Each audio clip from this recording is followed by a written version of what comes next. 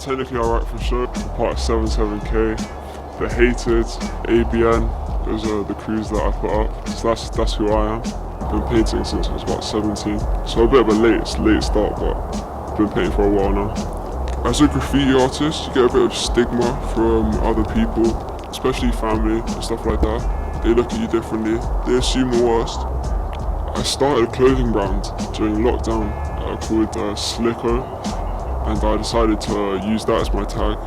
Then I realised the O on the end was shit, so I took it off and just started writing Slick. I got a lot of inspiration from American graffiti, but from the UK I'd say like old school writers. Like Cons in my area is pretty inspirational, I really fuck with his letters.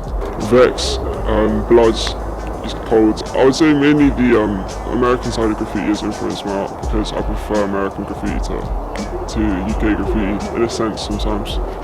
Especially with my tag, the way I write my tag is very American, it's not very English. I've met some big writers, some old heads in the scene. I'm not going to mention names, some of them are quite egotistical, some of them are quite big-headed. They don't really respect youngers in the scene. It's quite funny to see because they were once in the same shoes as we were. Some writers are calm as well. You can get along with quite a lot of them. And I've met some big writers that are my age and they're still mashing it and they're blessed people. Big up Beza, big up Scoop, and all these people, they're calm, they're still my age. Yeah, there's a massive sense of community. It's different to London because London's so big, but Bristol's really like tight-knitted. Everyone knows everyone. Everyone's like, a lot of people meet up with writers and it's quite easy. Like certain people that you wouldn't chill with, but that comes with every city. So I'd say London probably is my favourite place to do graphing. So much more high-paced and more awareness is needed. In Bristol you can get away with everything. There's like no, police don't care really. In London you have to be on point, you have to be sharp, you have to actually like know when to go and hit the spots. I'm painting in Bristol so much easier, like no one cares. You can have people walk past you all the time.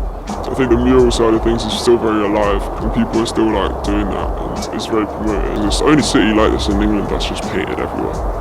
Castle Park's got an interesting spot that you can go to, a little alley down in centre.